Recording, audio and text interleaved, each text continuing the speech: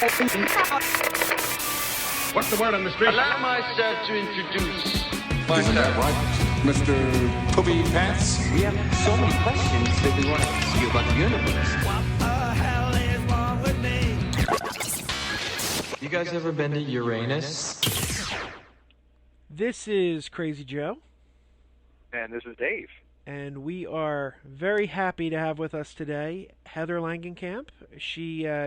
She was the star of the original Nightmare on Elm Street. She was on Just the 10 of Us, which was one of my favorite sitcoms. And now she is narrating a documentary that we've talked about before on this show, Never Sleep Again, the Elm Street Legacy. And thank you, Heather, for being with us. Welcome to the show. Thank you for having me. Thanks. So, well, we've already spoken to Dan Farrens and Lito Valesco about Never Sleep Again. So, why don't you tell us how you came to be involved with it? Well, a couple of years ago, it was clear that the 25th anniversary was coming upon us for the first Nightmare on Elm Street, and my manager and friend Tommy Hudson and I wanted to put something together to kind of honor the Nightmare series, and he really, we had several meetings where we discussed like how we could make it really special and what we could include in our documentary, and we kind of hashed it out a little bit, and then at the same time exactly, Dan Farrens was kind of getting a very similar project going on his end, and we knew each other, and we decided to join forces. And so I came on, we really went on to his project, and I was signed on as the executive producer, and we just started, getting people one by one to come on board and give us interviews, and at the same time gathering up, a bunch of, really great materials that, showed original source material from the making of the first movie. And then we finally got a lot of momentum, and people just got really excited about joining on. And by the end of it, we had over 100 interviews. We had people, giving us their home videos that they had made of some behind the scenes stuff, people's pictures, they opened up their archives for us. So by the end of it, I think everyone was really surprised at how much material that we had collected. And then, it was really up to Tommy Hudson to write a piece that really made sense and actually had a story to it. And I think what I'm most proud of is what a great story he constructed. It's not only interesting, but it's kind of heartwarming, and it gives you a real glimpse into what it's like to make an independent movie, and to make one 25 years ago when people were really passionate about the project. It wasn't just make another sequel just to make some extra money. I mean, people really, really believed in this franchise, and the same people were involved all along the way, which gave each project kind of, it just had kind of a family atmosphere. And I think you get that from the documentary when you watch it, just how much people, really stuck together. Yeah, it's. I loved this documentary. We talked before about the length. It's 4 hours long. And it draws you right in because it's so in depth, and you got so many great interviews on there.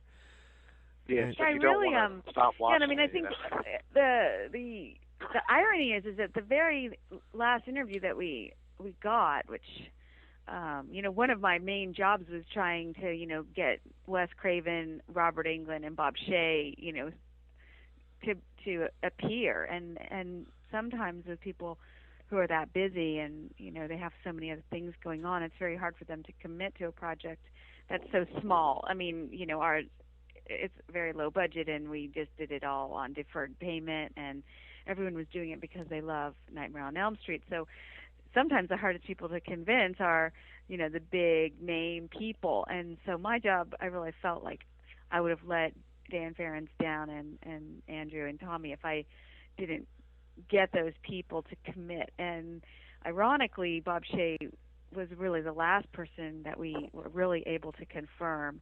And when you see the documentary, you realize that it's truly his story and about the building of New Line Cinema at the same time as being about, Freddy Krueger in this incredible franchise. I wonder what it would have been like if we hadn't have gotten Bob Shaye, because that's it's just the reason that I really love the piece. Now, it's going to air on A&E this month. Yeah, I'm really excited. We sold it to A&E, and because it's 4 hours long, they are going ahead and they're segmenting it into 5 nights of programming, and it'll appear right around Halloween. I think the week before Halloween, and I think it's a perfect time. I'm hoping it gains a big audience because everyone who sees it loves it. I don't think I've met anybody who actually said they didn't enjoy it a great deal. So I'm hoping that it's more and more people get to watch it on the A&E airing. Though some things will probably be cut out, just maybe in the interest of fitting it into that very constricted time period. But I'm really hoping that the majority of it gets on air. Well, I think anyone who sees it's going to want to pick up the DVD because it really is incredibly well done. Well, thank you. Well, there's all the extras on the DVD too, along from the movie being 4 hours. The DVD has that whole second disc, which is I know. Well, and then I know for certain that guys have actually they've even been improving that section, and they've actually made some of those interviews that appear in the bonus features even slicker, and they put some backgrounds behind them and made them a little bit more similar to the main part of the documentary. So those improvements actually will be going on sale, like I think in October and November. It's called like a new and improved version or whatever, second edition kind of thing. And I know that they're really trying hard to get one of the big box stores to carry it, so somewhere like Fry's, and hopefully around Halloween or around the holidays that will be available. Now, the second disc of the current edition, we have a little bit of a teaser for your documentary that you're working on, I Am Nancy. And I guess the big question I would have there is, how is it going to differ? What can we expect from I Am Nancy that because with 4 hours we covered so much in Never Sleep Again. Well, I mean, my story really doesn't have anything to do with in a lot of ways it has nothing to do with Nightmare on Elm Street. What it really talks about is the experience that I've had actually going to these conventions. And as you know, 20 years ago, Fangoria started having these horror conventions, and I remember going 20 years ago into New York City, and they were really fun events, and it was kind of an unusual kind of place. If you've never been to a horror convention, people get together, they fly from all over the world to get together and kind of celebrate their favorite horror movies and meet their favorite stars from all sorts of old movies, new movies, movies that aren't that old but have, developed real followings. So, it's kind of I've always really enjoyed these events, and I always enjoyed meeting my fans. And as the 25 years has gone by, I just was completely astonished at how popular Freddy Krueger has become. It was something that none of us ever really expected, and it was nothing that, I certainly watched it grow with kind of a bit of surprise, actually. And so at the same time, my character, who is one of the main characters, has this kind of a different kind of relationship with the fans. And I wanted to explore, what is at the root of Freddy Mania and why not Nancy Mania. And because I've always kind of giggled, it's really tough to be the heroine or the hero of a movie now, because it's the villain that gets all the attention and gets all the kind of the praise and all the glory. And so it's very tongue in cheek, where I try to explore this question, and then what I realize is is that the fans actually are quite drawn to Nancy, and that she has a very special relationship with her fans, which is a much more personal, and it's kind of a much more inspirational kind of relationship that she has with people who almost view themselves as Nancy against all sorts of Freddies in their own life. And so I ask fans outright, like, what's your Freddie? And people tell me, and there's a lot of really touching moments where people have gone through great adversity kind of have come to view their struggle as one between Nancy and Freddie. And so I bring this into the film, and then I end the film actually with probably, I'll just say it is, I think it's the best interview with Wes Craven ever given. And he shows a side of himself that I think people will be really kind of amazed by. And I hope it's actually kind of a heartwarming is like maybe not the right word, but I'm not there to inform anybody about Freddie because everybody certainly knows who he already is.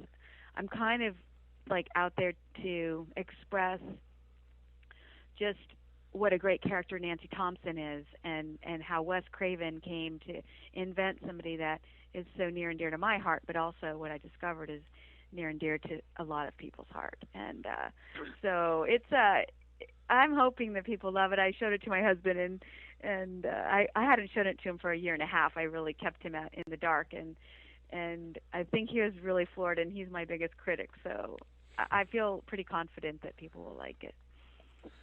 Now, in your in the documentary, do you kind of explore the fact that, like in the horror genre, the female characters are always looked at as like the victims, but in your case, Nancy in the Nightmare on Elm Street series was, like you said, seen as the hero. And I mean, you kind of like Jamie Lee Curtis in Halloween, she's kind of the hero, but even more so in your case with Nancy, where she actually fights back and defeats Freddy. I think the movie, in retrospect, it is really, same with Halloween. It really introduced a new kind of female horror character, and the fact that she was a young girl and pretty innocent young girl was quite revolutionary in the genre. But also, it was just a character whose time had come, and I think, I don't want to give away, but I really, really asked Wes Craven to really tell me, why he picked the name Nancy, why he made it a girl, and he comes up with some interesting answers, because a lot of people, like you read a lot of literature or books written about these movies, they put a lot of importance on this notion of the girl fighting the evil, and sometimes I think that the decision was a lot less weighty. I think Wes had a daughter. I think he was tired of seeing women exploited in films, and so he made that conscious decision. But it wasn't like, I'm going to show them, I'm going to put a lady on the screen or a girl on the screen who can kick ass. I think it was just, it just started out from a really genuine place. This would be a really great character, and it proved to be, I think, one of the best written female characters out there. And I'm sorry to see, actually, that nowadays when you go to see horror movies, they've kind of backed off from some of these kinds of girl heroes. I mean, now you have lots more groups of teens, and they're kind of in groups all the time, and no one ever really stands out front. And I'm not quite sure why that is, but they're always changing, and horror movies are some of the most avant-garde films that are made. So, one thing I thought when I saw the new Nightmare on Elm Street was, Jackie Earle Haley did a great job as Freddy, but the new Nancy, and I don't want to put the actress down. I'm sure she did the best with what she was given, but that character was not written with the strength that your character was. And that I thought, wow, they got Freddy right, but they didn't get Nancy right at all. Well, I think people just underestimate how important the writing is of these horror movies. I mean, I've been going to these conventions for 25 years, and I always ask the fan, well, tell me your favorite line, let me inscribe this to you with your favorite line. And what I've come to realize is there's probably 20 lines that Nancy says that are so well written. They are so cool. They're pithy, but they're strong. They have so much meaning to them. And what I find with a lot of the modern horror movies is that they're kind of trapped in using like really hip conversation between teenagers. Like they're trying to be really real. Like they're trying to capture this kind of new way that kids talk and the way that they relate to each other. Like that's really important to the writer to get across. Whereas, that's not really that important to Wes. He didn't, like a lot of the lines would stick in my mouth at first. Like, I don't know, it just sounds so old-fashioned for me to say this, or it's not the way we would say it, Wes, it's not the way an 18-year-old would say it. But now in retrospect, I see that the words themselves are so important to the story that, Wes is great at listening to dialogue, and he puts such great flair into the kids' language. But at the end of the day, what he has them say is actually really fantastic, and I don't think the modern horror writer actually gives it that much thought. And, like my favorite line, one of them is like, Mom, what's with the bars? That kind of thing. Those are the lines that are just going to go down in history as just being so hilarious and so funny, and warm milk, gross. All those lines, they seem like throwaways, but now that we've fallen in love with the movie 25 years later, those really hold up the movie with this this personality. I mean, all the writing has this strong personality to it that I feel like once the writer's gotten the 8 kills in there, they feel like, okay, I can rest. And you just can't. You have to put more and more and more into it to make the kids really experience it, make it real for them. Yeah, it's like the newer films aren't really character driven per se, but they're just like you said. They just aren't. It's like they need one more pass. They need somebody to get in there and like make these characters really jump off the page. And the minute I read Nightmare on Elm Street, the first one, and I've gone back and read it now, I marvel how every word makes a point, there's a reason for it on the page, and if there's no reason for it, we cut it out, or it was cut out in editing. It's so tight, and a lot of these movies I find myself kind of getting bored through some of the scenes because it's just like a lot of jawboning, and everybody's just they're just setting these moods and they're not really saying anything. You don't really connect too much with them either. Like when those characters die off, it's like with the Nightmare on Elm Street movie, they really build up the characters, including yourself, and like in part 3 and stuff like that, all the kids, Dream Warriors and stuff like that. You really care when each one of them gets killed. You kind of they're all very they're not well-rounded characters. I mean, especially in Nightmare 3. I mean, each character is such a type, and yet they don't build up the type with like this hokey stereotyped language. You have Ken Sagos' character. He's like this tough black kid, and his language reflects that. But he was such a good actor that he never felt like he was a stereotype. And the sensitive, Rodney Eastman's character, they all are they're all supposed to be a certain way, but because of just the way the stories were written, I never really felt like I was, they were being made fun of, or anybody was like, simplifying what was a very complicated story. And I know when your character was killed in the third one, it was very as a member of the audience, that was hard to take. I mean, like we just had such a connection with your character that it was devastating. Well, it's funny that you say that because I've only recently heard like from my fans while I've been really having these great conversations with them, how many people, were devastated by that scene, and many people have admitted to crying, like when she dies, and I had no idea. Like I really didn't have any idea that was such an effective scene, and of course, it's really it makes me feel great that people were that connected with Nancy. And that's the kind of thing that made me realize how beloved she is by people. But they might buy the Freddy doll, and they might have a Freddy glove, and they might dress up like Freddy for Halloween, but their connection with Nancy is incredibly strong and meaningful, and that's really kind of what inspired me to make the movie. Now, one of my favorite movies, actually possibly my favorite of all of them, was New Nightmare, and I've always been fascinated by that movie.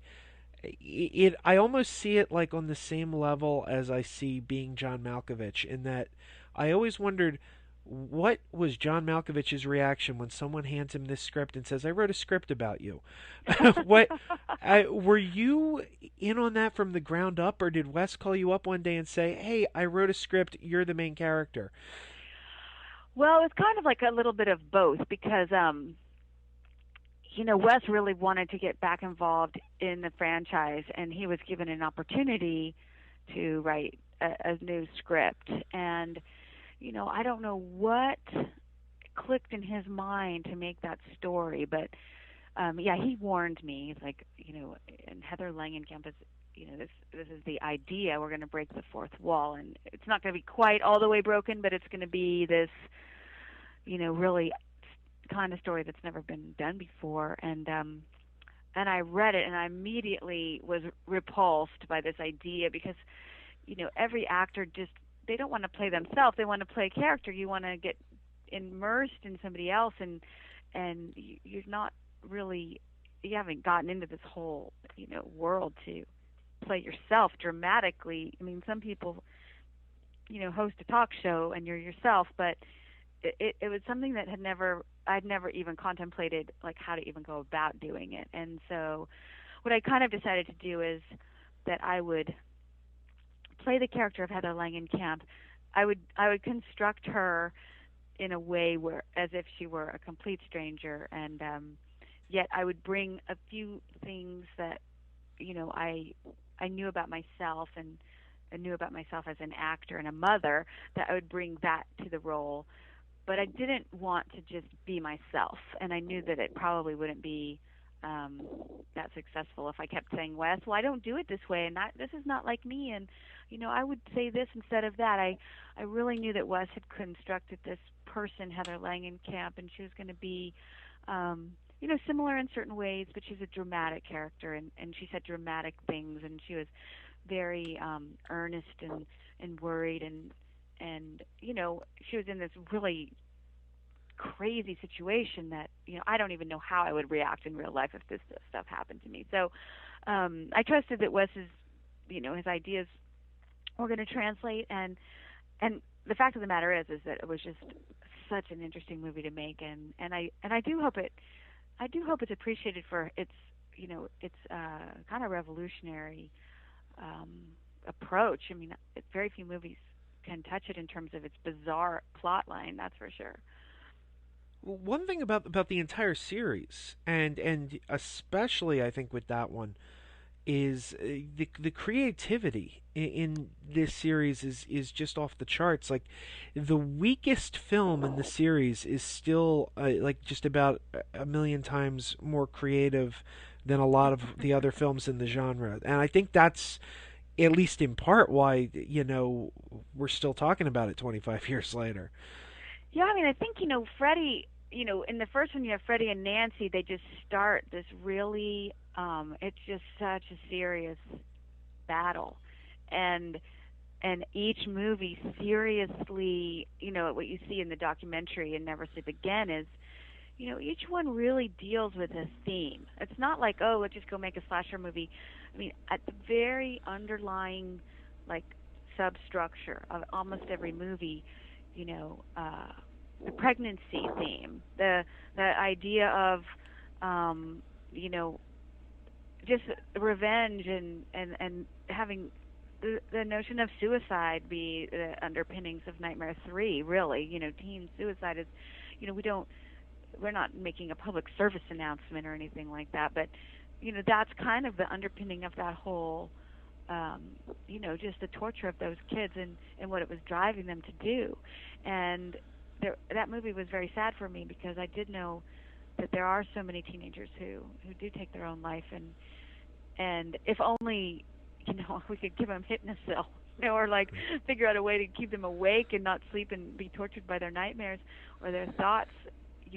It was all based in something that actually has like really serious ramifications for teenagers. And I think that's why teens love these movies, is that it doesn't take any of their angst or their problems in a lighthearted way. It doesn't make fun of teenagers, certainly, and it really takes things that they obviously think about and transforms them into these movies where Freddy Krueger can represent all sorts of different evils, all sorts of different anguish and problems that they deal with, and teenagers are dramatic. They think that they're the only ones in the world suffering from this problem of whatever, acne or abusive parent. It can range from all sorts of things that can disturb a kid's mind, and Freddy is kind of like the perfect representation of whatever is bugging you at the time.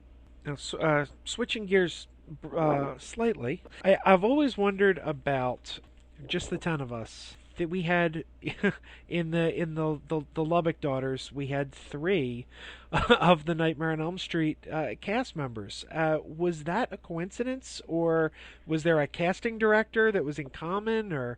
No, it was just a total coincidence, and I didn't even know. I knew Brooke had been in Nightmare 4 because that movie just came out when we had it was just a strange coincidence. And then when we found out that Joanne, she kind of pipes up, oh yeah, I was in Nightmare too. I think these movies do hire a lot of Hollywood teenagers, so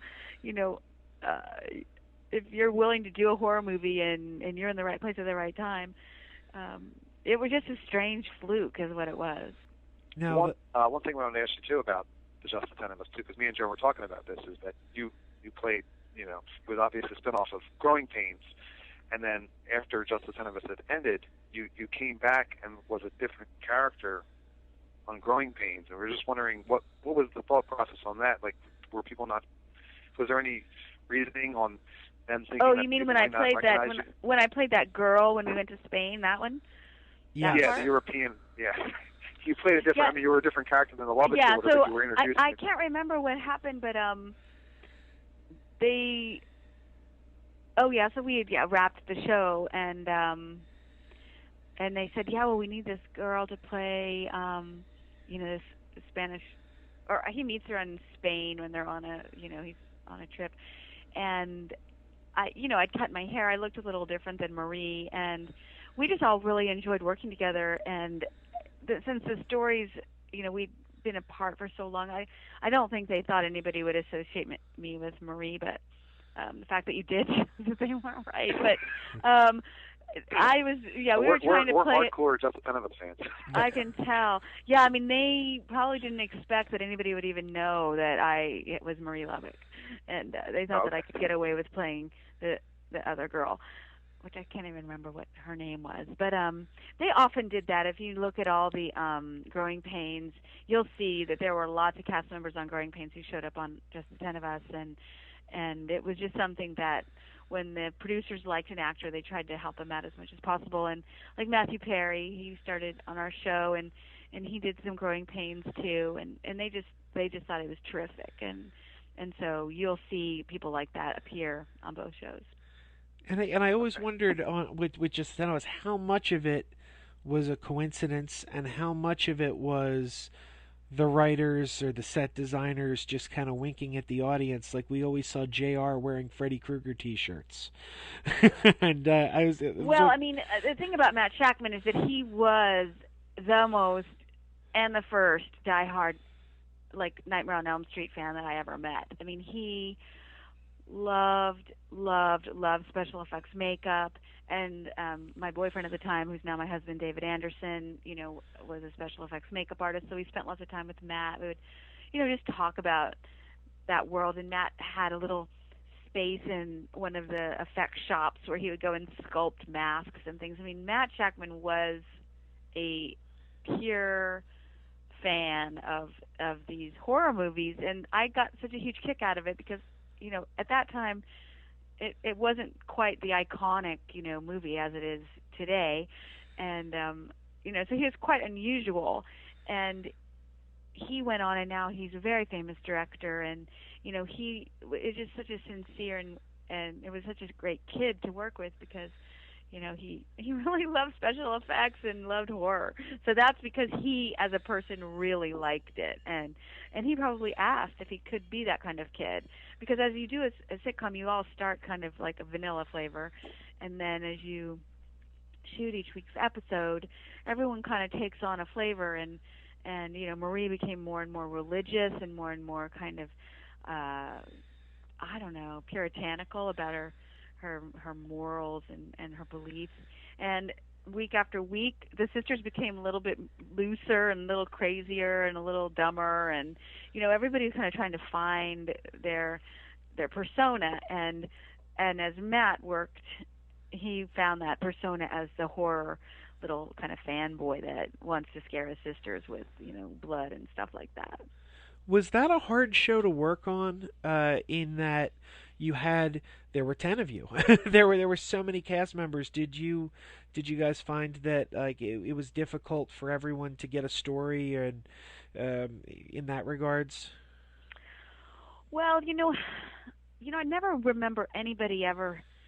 You know, they were extremely generous about giving all of us kind of equal storylines. Like, you know, Connie had her one where she wanted to be the poet, and then she worked for the school newspaper, and you know, she had great storylines. And then Marie wants to be a nun, and you know, and then we got the Lubbock Babes singing in the club. So those were always really challenging weeks because we had to rehearse and record and dance, and you know, so we were all so busy that when you did get a week off, you're kind of relieved, frankly, because you could kind of take a rest. And you know, doing a live TV show is really exhausting because you're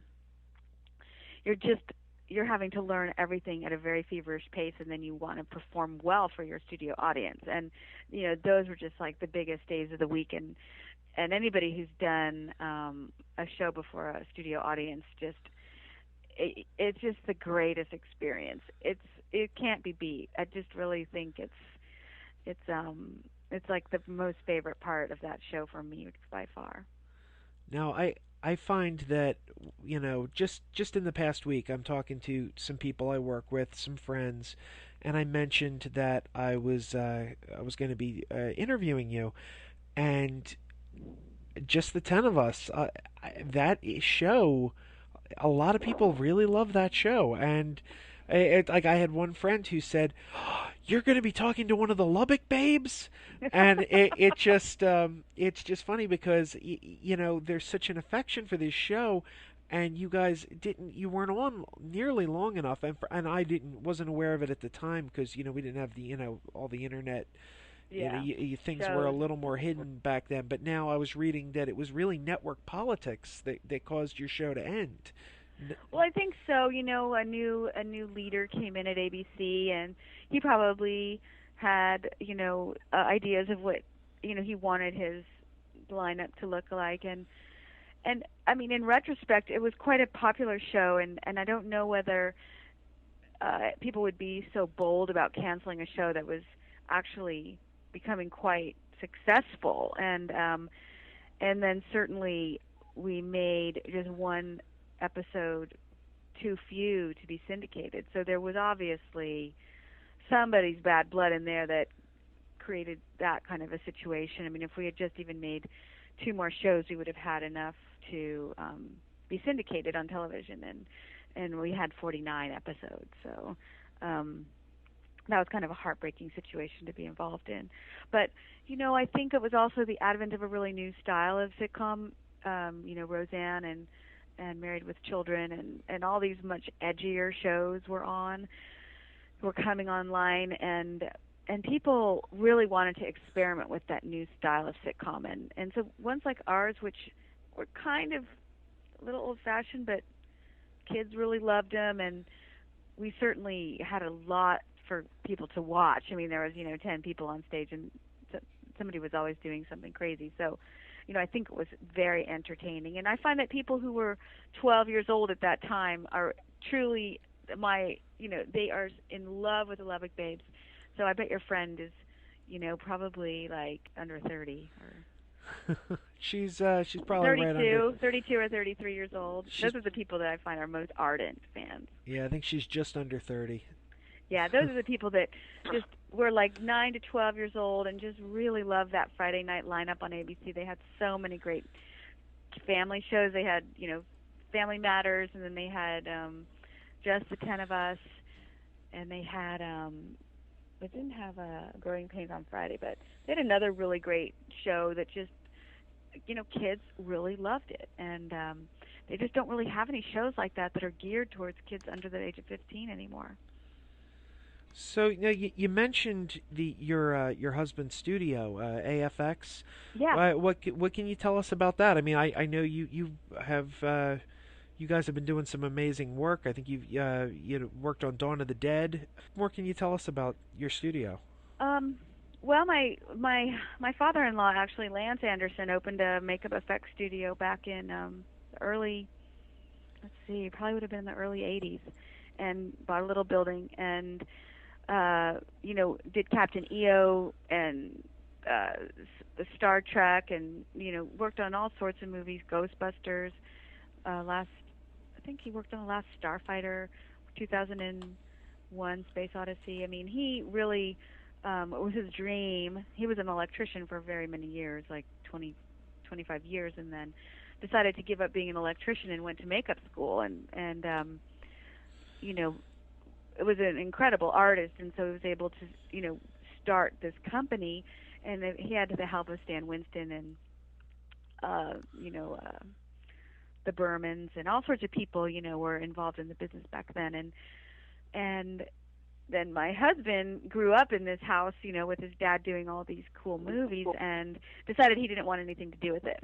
So of course he kind of went on his own way, and then when he was about 22 or 21, he realized that he himself had a lot to offer this industry, and my husband's actually a really fine sculptor, and worked for Stan Winston, and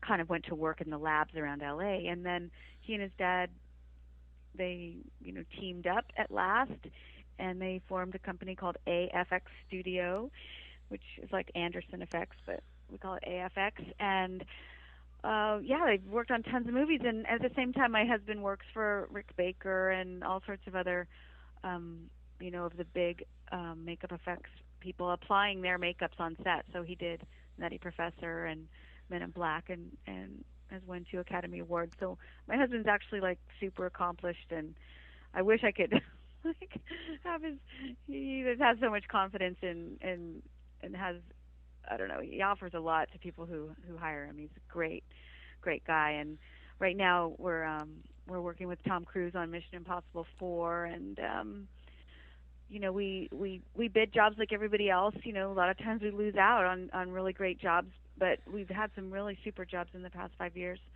You mentioned Dawn of the Dead, which was kind of one of our first really, really big jobs. I mean, the budget was big, and we made hundreds and hundreds of zombies and makeup effects for that movie, exploding heads and fake bodies and all sorts of great stuff. And then we do small movies like Frost Nixon. We turned Frank Langella into Richard Nixon, and we turned Russell Crowe into Jim Braddock for Cinderella Man. And that's kind of some of our favorite work, is when we just work with one actor and try to make them into somebody else. It's really challenging, and it's subtle work. It has to be perfect, and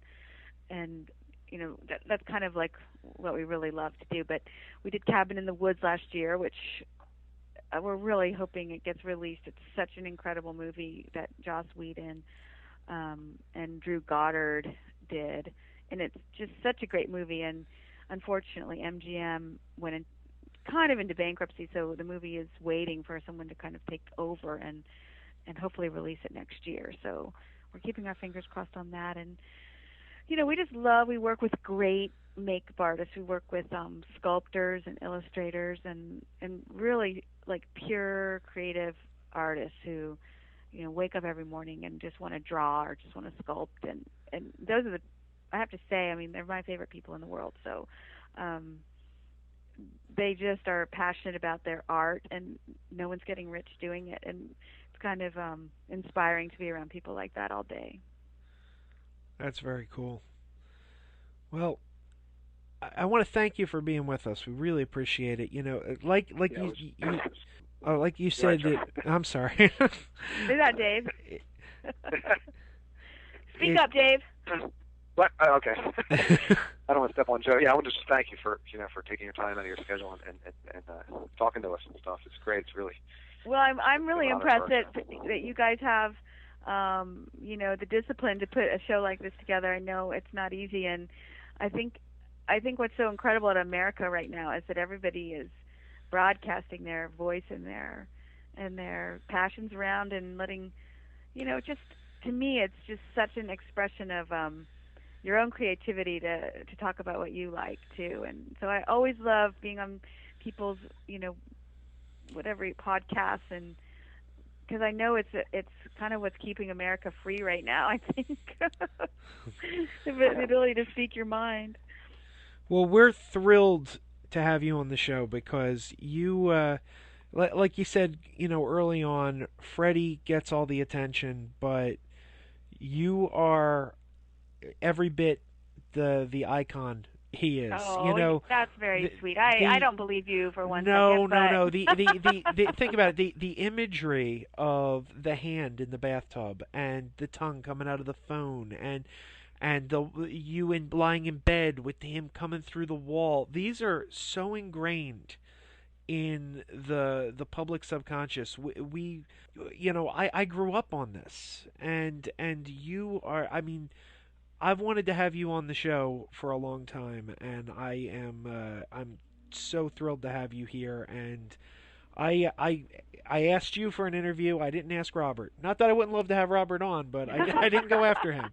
So, I'll tell him that he's next. And it's great. And like I said, these people are so important in my life, Robert and Wes, and there's everybody, Mandy, Wes, and I feel so lucky to have worked on such an important project because you'd only get maybe that chance once in your life. So I do feel like I've been really lucky, a really lucky person for that. So, well, I hope we get to talk again. And after you guys see I Am Nancy, I just turned it into the Sundance Film Festival on Friday, and me and 10,000 other people. So I'm not expecting to be accepted, but it was kind of like one of my lifelong goals to make a film that I could submit. So after I find out about that, then I'm going to develop a schedule for showing the movie around the country. So hopefully I'll be in your neck of the woods and then can show it to your fans. Well, we can't wait to see it. Okay. Look forward to seeing it. Well, it's been a pleasure, and we'll talk soon. You guys take care. Hi, everyone. This is Jerry Levine Styles from Teen Wolf, and you can hear me on Just My Show. Just My Show, your number one source for pop culture. The podcast where all your favorite retro stars come out to play. Hi, this is Bill Christopher, or Father Mulcahy from MASH. Hi, this is Dennis Haskins, Mr. Belding from Saved by the Bell. Hey, this is Tom Wopat from The Dukes of Hazzard, and you can hear me on Just My Show. www.justmyshow.com. Hi, this is Heather Langenkamp, and I wouldn't dream of missing an episode of MegaPodzilla. Okay, that was Heather Langenkamp. Yes, and thanks again for doing that interview with us. That